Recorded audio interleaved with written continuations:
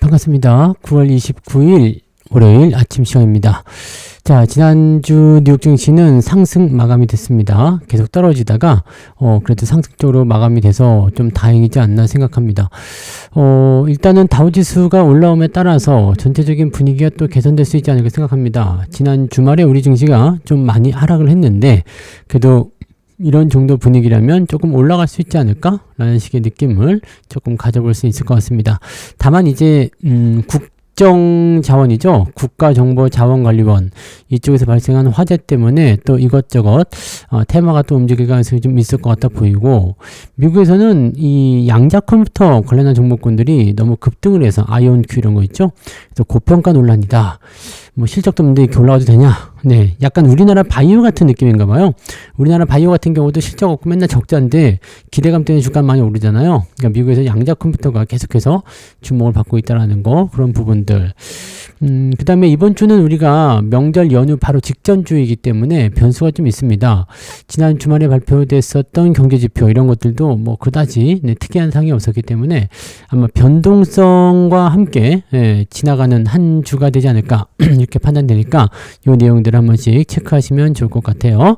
자, 뉴스로 넘어가서 보도록 하죠. 종합주가지수 살펴보시면 요거 이제 그 국정자원 화재 대응 해가지고 지금 요게 나왔죠. 국정자원에 대한 부분들은 사실 뭐 여러가지 정책들이 나올 수도 있습니다. 지금 보면 뭐 보안과 관련된 내용이 좀 될 수도 있기도 하고, 또 한 가지 본다라면은 지금 위기 경보가 심각 단계 뭐 이렇게 돼서 뭐 이제 하여튼 국가에 대한 그 국가 기관들이 전체적으로 이제 마비되는 그런 느낌이 좀 있었고, 이 금융권, 우체국과 관련된 자동이체 등 금융 서비스가 일부 차질을 빚을 수도 있다. 뭐 이렇게 됐었죠. 열심히 지금 뭔가를 하고 있기는 있습니다만 쉽지는 않아 보이는 것 같아 보입니다. 인터넷 지르와 온라인 대금 결제 등 이런 부분들은 해당 시스템 복구에 맞춰서 정상적 운영이 가능하다고 됐으니까 지금 많이 회복이 된 상태이긴 합니다만 여전히 이제 뚜껑 열어봐야 되겠죠? 열어보면 이제 쉽지 않을 것 같아 생각되고, 모바일 주민등록증 이런 건 아직 안 된다는 얘기가 좀 있더라고요. 네, 그런 부분들. 자, 이렇게 되면은 어떤 일들이 벌어지느냐, 뭐 일단 뭐 내용은 다 알고 계시죠? 뭐 이제 그 회의에 대한 내용들, 뭐 그 다음에 여기 뭐 분란 부분에 대해서 뭐 여러 가지, 이게 만약에 평일날 있었으면 아마 증시가 거래 중단이 되면서 이제 증시도 쉬었을 가능성이 좀 높습니다.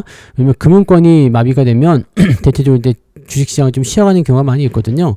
하여튼 뭐 그런 부분들이긴 한데 지금 불이 난 곳이 리튬이온 배터리 쪽이란 말이에요. 그러니까 리튬이온 배터리 쪽에는 한 대 얻어맞을 가능성이 굉장히 높습니다. 리튬이온 배터리가 옛날부터 그 화재 위험에 대한 그런 부분들이 계속 부각이 됐었잖아요. 그래서 그에 따른 어떤 부담 요소들이 좀 생길 수도 있고요.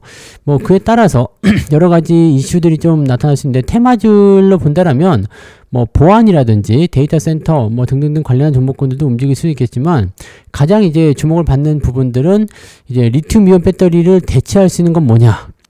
불이 안 나는 건 뭐냐? 전고체 배터리 쪽이죠. 전고체 배터리는 근데 아직 그 상용화가 되지 않았기 때문에 그냥 관련 종목군들에 대한 관심이 살짝 생기지 않을까. 뭐 잘 아시는 한농화성이라든지 이수 스페셜티 케미컬 뭐 이런 종목이 여기 포함되고요. 그 다음에 뭐 나트륨 배터리라는 게 최근에 좀 있었죠. 대체품으로 나트륨 배터리, 이거는 이제 애경 케미컬 같은 종목이 주목을 좀 받습니다. 그 다음에 이제 냉각 장치 뭐 칠러 뭐 이런 쪽 들어갈 수 있는데, 뭐 GST라든지 유니셈, 삼성 공조 뭐 이런 거, 뭐 이런 부분들도 냉각 쪽으로 들어갈 수도 있고요. 배터리 쪽에서 이제 화재 방지 또는 이제 차단 뭐 이런 것들 생길 수도 있는데, 요건 이제 뭐 과열 방지라든지 등등 여러 가지 있을 수 있는데, 민테크라든지 뭐 이런 기업들, 3기 에너지 뭐 이런 것들이 여기에 속할 수는 있을 것 같습니다. 근데 뭐 그런 것들이 뭐 당장 뭐 주목을 받아서 뭐 급등을 한다든지 이렇게 나오긴 좀 어려워 보이긴 한데, 자, 이런 재료가 정말 크게 나타났잖아요. 이게 주말이니까 우리가 잘 못 그 느끼는 그런 형태겠지만 이게 주중에 있었으면 정말 큰일이었을 거거든요. 그래서 요런 부분들이 이제 증시에 또 반영이 된다면 단기성 테마가 또 형성될 가능성은 좀 있을 수 있다. 뭐 그런 정도로만 체크하시면 될 것 같고요. 워낙 시끄러운 뉴스였기 때문에 이런 부분들에 대해서 이제 주목할 종목군들은 이제 화재 예방과 관련된 그런 부분, 또 배터리 과열 방지, 보호 회로, 그다음에 뭐 냉각 장치라든지 또 리튬이온 배터리를 이제 대체할 수 있는 그런 부분들. 뭐 일각에서는 ESS 저장 장치에 대한 부분들도 수혜를 받을 것이다라고 얘기가 나오고 있죠. 그래서 LG에너지솔루션이나 뭐 SK온 뭐 이런 것들 다 포함된다라고 얘기는 되어 있습니다. 근데 ESS 장치 같은 경우도 지금 이제 좀 이렇게 생각하고 있죠. 건물에 같이 붙이지 말고 다른 데로 빼자. 네, 케이블로 연결하자. 뭐 이런 얘기도 나오고 뭐 복잡스럽긴 합니다만 여러 가지 부분들 좀 있을 수 있겠고요. 뭐 보안이라든지 인터넷, 클라우드 등등등도 같이 엮일 수도 있습니다. 그래서 요 내용들이 당분간은 또 이슈가 계속 될 수 있을지 좀 살펴보는 게 좀 필요할 것 같고요. 1차적으로는 일단 뭐 매수가 몰리면 차익 매도가 바로바로 쏠릴 것 같은 그런 느낌도 좀 있으니까 일단은 오늘 아침에 시장이 어떻게 변화될 것인지 이 부분들을 가지고 좀 보시면 되겠습니다. 오전까지는 일단 복구하느라고 정신이 없겠죠. 그래서 아마도 원활하지 않은 그런 HTS나 이런 것 글쎄요. 증권사 쪽에는 크게 영향은 없을 것 같긴 한데 우체국을 연동해서 가는 것들은 어떻게 될지 모르겠네요. 이건 지금 돈 찾는 것만 안 되는 것인지 뭔지는 모르겠고 그 다음에 증권사들 같은 경우도 지금 중단되는 업무 현황 이런 게 있다고 합니다. 비대면 계좌 개설이라든지 이런 것들 안 되고 있다고 하죠. 그 다음에 이제 모바일로 인한 뭐 또 그런 모바일 주민등록증이나 주민등록증과 관련된 그런 서비스가 지금 안 되고 있기 때문에 운전면허증으로 해라. 저는 근데 원래부터 운전면허증을 했기 때문에 관계는 없습니다만 이렇게 되고 있다고 하니까 약간은 이제 혼란이 좀 있을 수 있는 그런 내용이 좀 있다. 이 정도 생각을 해주셔야 될 것 같아 보입니다.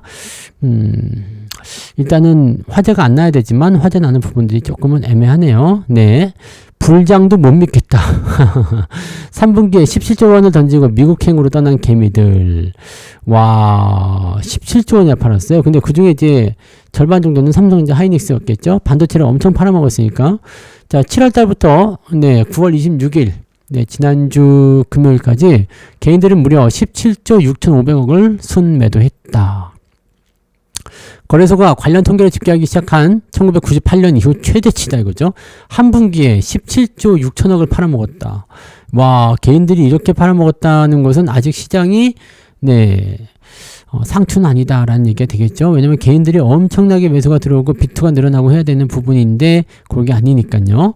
자, 삼성전자, 우선주, SK 하이닉스 세 종목에서만 무려 12조 8천억 어치를 팔아먹었다. 아직 멀었다는 얘기예요.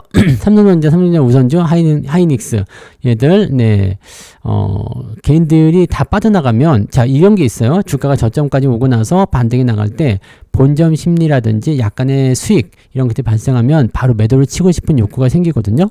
자, 지금 그러한 형태가 진행된 것 같은데 요거는 당장 걱정할 필요 없을 것 같아 보이긴 합니다. 왜냐하면 요게 사실은 또 부담 요소가 아니라는 게 개인들이 들어와서 상투를 만들어줘야지 주가가 상투를 맞거든요. 근데 지금 개인들이 이렇게 팔아먹었다는 것은 반대로 외국이나 기관들이 잔뜩 들어왔다는 얘기거든요. 얘들은 수익을 내지 않고 팔지는 않습니다. 그래서 일단 뭐 더 봐야 되겠죠? 더 봐야 될 것 같긴 한데 아직까지는 고점이 아닌 것 같아 보입니다. 근데 물론 이제 단기적 조정이 필요하겠죠. 왜냐면 계속 갈 수 없으니까 조정이 양상이 좀 필요하고 왜냐면 좀 들어올 때 시장도 조정을 좀 같이 받고 그러면서 전체적으로 뭐가 돼야 되겠어요? 이제 시장이 단기적으로 올라간 것에 대한 어떤 과열을 조금 시키는 거. 왜냐면 그동안 계속 과매수 국면이었잖아요. 그러니까 이런 부분도 좀 줄여야 되겠죠. 자, 그런 부분들. 자, 변수사항으로는 1410원을 돌파한 환율은 근데 1420원 정도, 30원 정도까지도 나쁘지 않을 것 같은데요. 뭐 그냥 1400원대 전후로 해서 왔다리 갔다리 계속 할 거다 생각되고요. 1360원이 저점이라고 말씀을 그때 드렸으니까 아마 1380원에서 1420원 그 사이에서 왔다 갔다 하지 않을까? 일단은 그렇게 생각되는데 뭐 좀 두고 봐야 되겠죠. 자, 그다음에 9월 고용지표, 이제 실업률 지표가 이제 10월 3일 우리는 연휴로 들어가는 그 시점에 나옵니다. 그래서 우리는 별로 관심을 갖지 않으셔도 됩니다. 네, 연휴가 워낙 길기 때문에, 네, 이번 주 목요일 날 땡 치면은 그 다음 주, 그죠? 다음 주, 금요일 날 장이 열리고 또 쉬어요. 그러니까 실제로 이제 변수라는 별로 관계는 없을 거예요. 그리고, 지금 이번 주 주말부터 해가지고 변동성이 계속 나타났다. 다음 주까지 계속 나타났다. 근데 다음 주 후반부부터 주가가 올라가기 시작했다. 그러면 괜찮습니다. 네. 그럼 아무 문제 없을 거고요. 문제는 이거죠. 계속 좋았다가, 네. 우리가 장 시작하려고 할 때 떨어진다. 그러면 그대로 그냥 꼬라박는 모습이 나타날 거라서 요것만 나타나지 않기를 좀 기대해 봐야 되겠죠. 근데 우리 만기일도 있어요. 우리나라는 10월 만기일도 있는데 이번에는 그냥 대충 그냥 잘 넘어갈 것 같아 보여서 크게 문제는 없을 것 같아 보이긴 합니다. 그래서 연휴가 굉장히 길 때는 대체적으로 매도가 나오면서 주가를 좀 흐트러뜨리는 경우가 좀 있기 때문에 변동성이 좀 커요. 거래량이 없기 때문에 변동성이 좀 크게 나타날 수도 있다. 이런 부분들도 체크하시고 가셔야 될 것 같아 보입니다. 그런 정도고, 현대차가 너무 안 올랐다는 얘기가 있네요. 코스피가 41%나 올랐는데 현대차 겨우 1% 올랐다. 네. 관세 때문이다 라는 얘기가 나오는 거죠. 자, 현대차 같은 경우는 일단 관세 문제는 어떻게든 해소가 될 거라고 생각은 하는데, 지금 미국에서 3,500억 달러를 내놔라. 현금으로 바로 선불로 입금해줘라. 이런 식으로 얘기하고 있잖아요. 그러면서 지금 자동차 관세뿐만 아니라 의약품 관세도 EU 쪽하고 일본은 15%인데 우리나라는 100% 매기겠다 이렇게 나오잖아요. 자, 이렇게 되면은 의약품 관세 100%에 대한 부분들은 우리나라도 그대로 노출되기 때문에 제약바이오 쪽도 내일은 약간 흔들릴 수 있는 가능성도 좀 있습니다. 네, 특히나 미국 쪽에 공장이 없는 애들, 그런 애들은 좀 부담되겠죠. 셀트리온은 최근에 미국에 그 공장 인수를 진행하고 있기 때문에 요거는 그래도 피해갈 것 같긴 합니다만, 미국에 공장이 없거나 그런 종목군들은 부담 요소가 있을 수 있다라고 생각해 주셔야 될 것 같아 보이죠. 자, 현대차는 일단 매출은 더 높아질 것이 생각되고요. 전기차를 일단 매출에서 빼버렸어요. 네, 빼버리고 하이브리드카로 진행하겠다라는 식으로 진행이 됐고, 지금 당장은 이제 미국 쪽에 생산량은 전부 다 미국에다 판매하고 다른 지역의 생산량은 다른 쪽에다 판매하는 그런 쪽으로 가는 것 같은데, 미국 쪽에서 수요가 계속 증가하고 있다라면은 관세를 물더라도 팔아야 되겠죠. 그래서 실질적으로는 미국 내에서 생산하고 있는 물량도 상당하기 때문에 관세에 대한 영향이 그렇게까지 저는 크지 않을 거라 생각하긴 합니다. 다만 이제 이 관세에 대한 압박감이나 이런 것들이 자동차 가격 인상에 영향을 줄 수밖에 없기 때문에 그냥 단순하게 나는 생산량을 이만큼만 해가지고 이만큼만 팔겠습니다 라고 못 박아버리면 가격을 안 올려도 되긴 하겠습니다만, 그게 그렇게 되나요? 네, 주문이 많이 몰린다거나 그러면은 더 많이 팔려고 할 텐데, 그럴수록 관세는 부담이 될 가능성이 높겠죠. 자, 물론 이제 지금 같은 경우는 어차피 그렇게까지 그 주가가 안 올라갈 만큼 그렇게 큰 영향이냐, 주주 완화도 계속하고 좋은데 왜 안 가냐, 이런 식으로 얘기가 나올 수가 있어서 매력적인 가격대에 오긴 했습니다만, 주가가 좀 올라갈 수 있는 어떤 제도적인 배경, 이런 것들이 좀 나타나 줘야지 주가 좀 상승하지 않을까 생각합니다.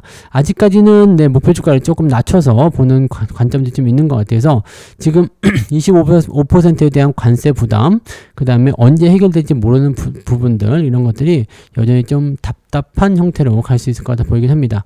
다만 이제 이 관세율에 대한 부분들을 미국이 손을 들든 우리나라가 손을 들든 둘 중에 하나 손을 들게 되면 플레이는 될 수 있을 것 같은데, 그래도 3,500억 불은 안 된다. 네, 그거는 줄 수 없죠. 왜냐면 우리나라가 지금 통화 서퍼도 없이 그냥 우리한테 있는 4,100억 불 중에서 3,500억 달러를 줘버리게 되면 우리는 꼴랑 600억 달러 가지고 뭐 한다는 얘기입니까? 그래서 요거는 그렇게 하면 안 되죠. 그리고 500조에 가까운 돈을 미국한테까지 주고서 관세를 낮추면 효과가 있느냐?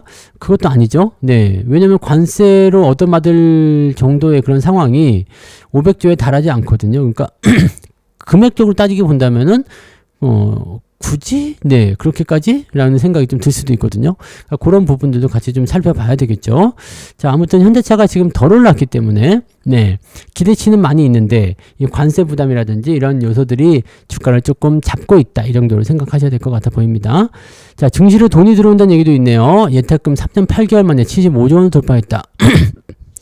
예탁금이 계속 늘어나고 있다는 것은 대기자금입니다. 추가적으로 매수를 할 수 있는 어떤 요소들이 계속 생기기 때문에, 나 이제 주식 좀 괜찮아지면 매수 더 할 거예요. 매수할 거예요 하면서 대기자금을 쌓아놓는 것이 바로 예수금이죠.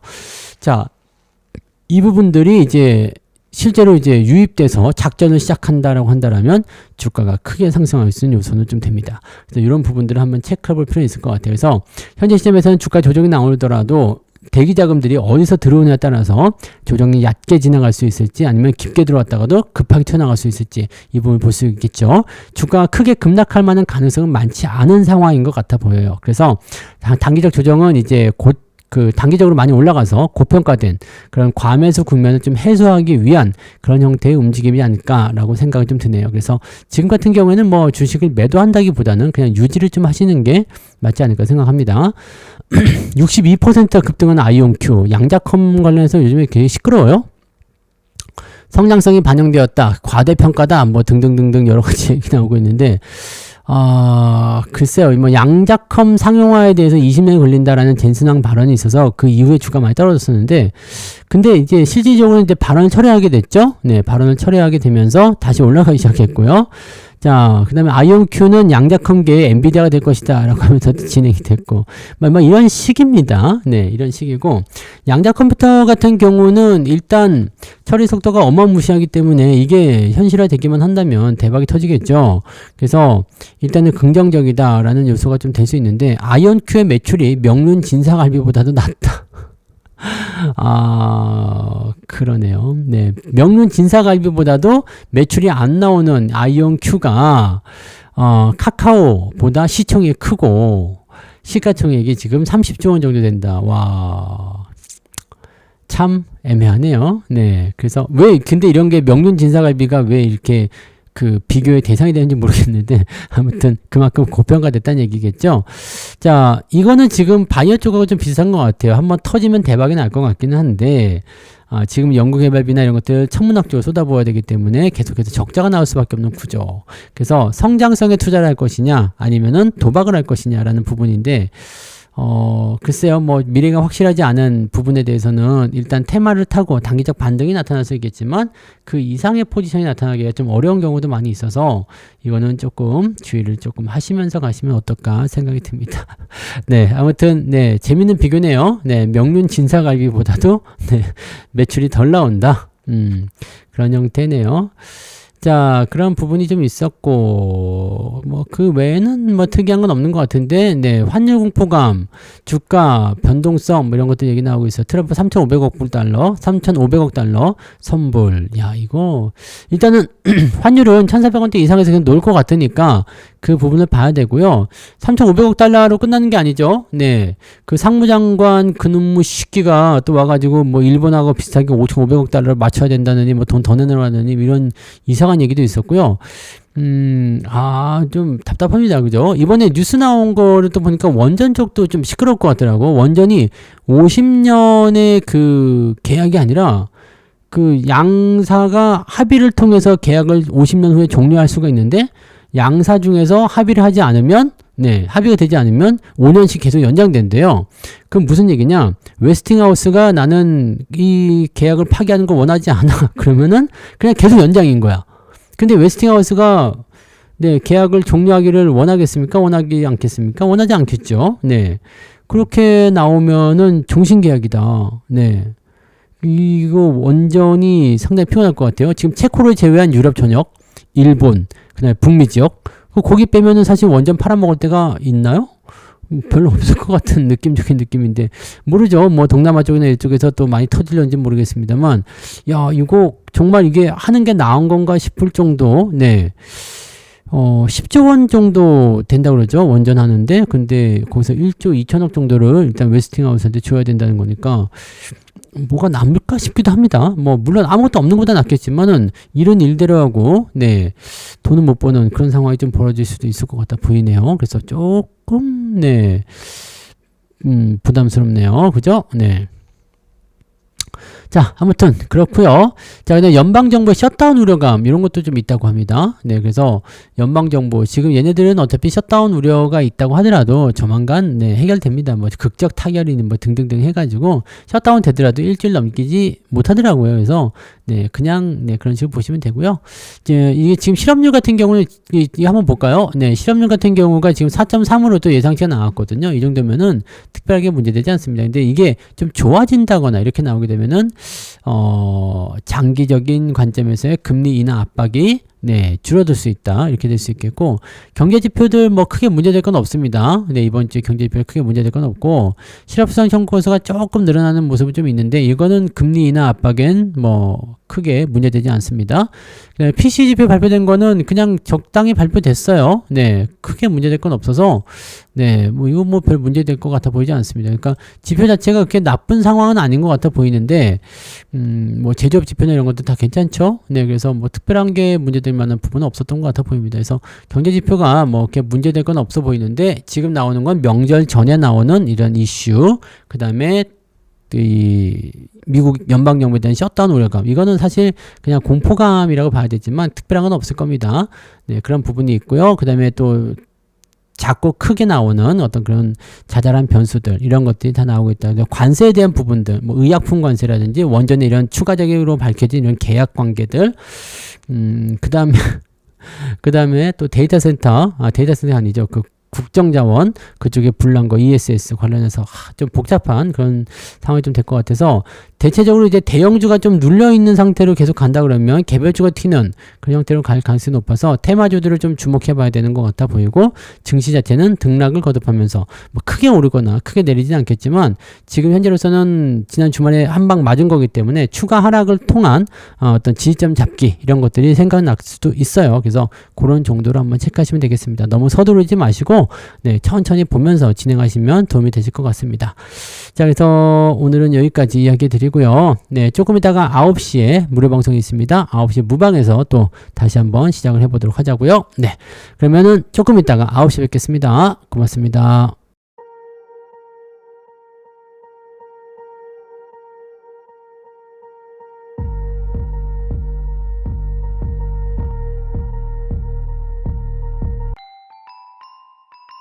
본 방송에서 제공되는 모든 정보는 투자 판단의 참고 자료이며, 투자의 최종 책임은 본 방송을 이용하는 본인에게 있습니다.